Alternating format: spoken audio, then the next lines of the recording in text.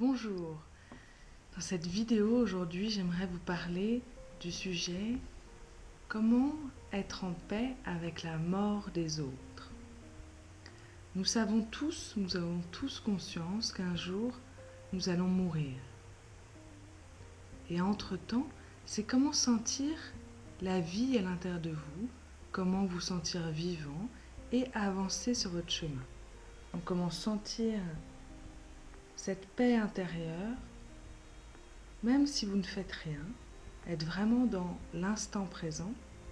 Et ensuite, quels sont les projets que vous souhaiteriez mener dans votre vie avant de mourir, pour remplir votre besoin de contribuer au bien-être d'autrui, vous faire plaisir, être en paix. Comment transmettre ce que vous avez appris à autrui. Ensuite, un jour, vous allez mourir. Plus vous êtes en paix aujourd'hui avec votre mort, plus vous pouvez sentir qu'elle peut avoir de la bienveillance pour vous-même, plus vous vous sentirez en paix aujourd'hui, vous accepterez les petites morts, vous serez beaucoup moins sensible à ce qui vous entoure, aux événements qui vous arrivent, à ce que les personnes vous disent directement. Car vous sentirez la vie à l'intérieur de vous en prenant conscience qu'un jour vous allez mourir. Donc toutes les petites choses inutiles de votre quotidien disparaîtront. Vous oserez jeter des affaires, vous oserez arrêter de manger si vous n'avez plus faim, prendre soin de vous, de faire des pauses, de vous relaxer, de ne pas être un acharné du travail. Et surtout ensuite, c'est comment vous pouvez honorer le chemin d'autrui. Comment vous pouvez être en paix, même si vous pensez à la mort d'une autre personne.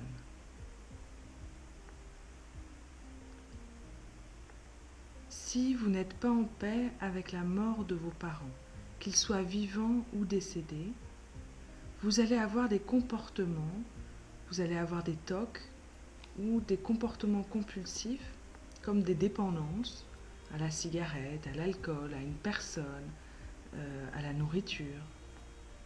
Vous allez également avoir des activités où vous avez besoin de vous sentir vraiment proche de la mort pour vous sentir vivant.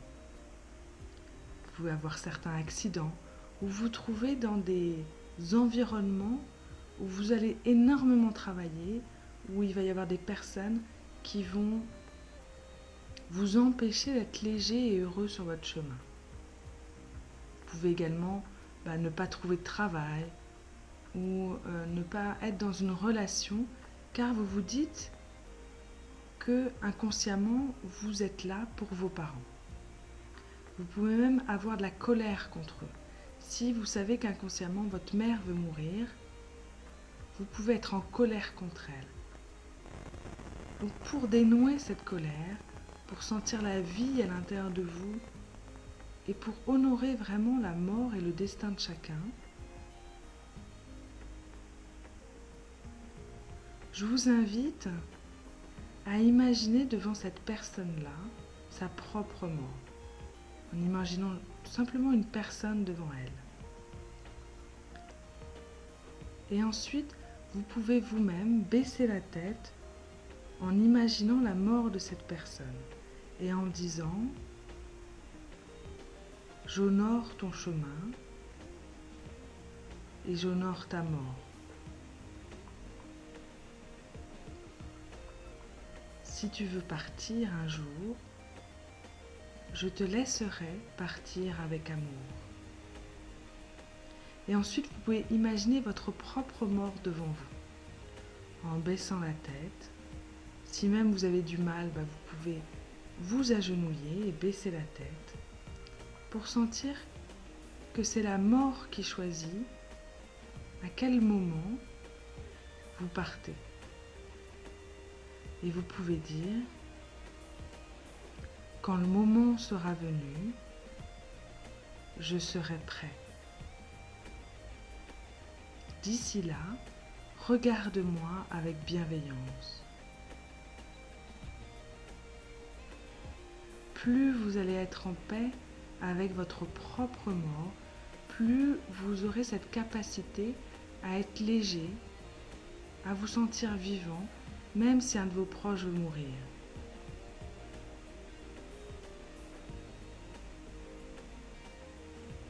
Votre mort peut avoir beaucoup de bienveillance pour vous-même si vous acceptez de la regarder et d'être en paix avec elle. Et ainsi vous pourrez rester immobile, faire des pauses, sentir la vie à l'intérieur de vous, même si vous n'aidez pas autrui, même si vous ne faites rien, vous pouvez prendre soin de vous et être simplement dans cet espace de pause intérieure où vous vous sentez vivant. Et en étant en paix avec votre mort, vous allez voir que vos projets vont devenir beaucoup plus essentiels. Vous aurez moins peur du changement, vous accepterez d'aller vers l'inconnu, de vous lancer dans un nouveau projet, de sortir de votre zone de confort, car vous vous sentirez connecté avec la vie à l'intérieur de vous en étant en paix avec votre mort. Il y a beaucoup d'exercices que je propose dans mes formations, même des modules entiers, comment être en paix avec sa mort. Et il y a vraiment des abonnés qui adorent ce module-là alors qu'ils en avaient peur au début de la mort, parce que ça leur permet de faire le vide à l'intérieur d'eux, de sentir la vie à l'intérieur d'eux, de célébrer la vie, d'être en paix même dans ces moments de pause, et de pouvoir hiérarchiser vos projets. Lesquels sont les plus lumineux, lesquels sont les plus réalisables. De prendre également des décisions qui sont beaucoup plus centrées en accord avec ceux qui vivent, sans avoir peur de blesser autrui, sans avoir peur de se lancer dans l'inconnu, de se séparer, de rencontrer une personne, d'avancer avec elle, de s'installer dans un nouvel endroit. Tout ça disparaît, ces peurs disparaissent quand vous êtes en paix avec votre mort. Si vous défiez la mort, si en pensant à votre mort vous avez un petit sourire dans le coin, c'est que vous la défiez et que vous n'êtes pas en paix avec elle aujourd'hui. Et le risque de ça, c'est qu'après, vous allez, en défiant la mort, vous allez vous mettre en danger, vous allez avoir une partie de vous-même qui est suicidaire et qui pense au suicide, à la mort.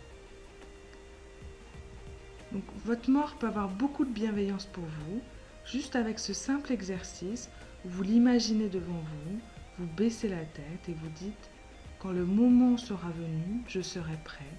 D'ici là, regarde-moi avec bienveillance. » Et être en paix avec la mort d'autrui, avec le chemin d'autrui, c'est également un chapitre qui est essentiel dans Chemin de vie et ma mission de vie.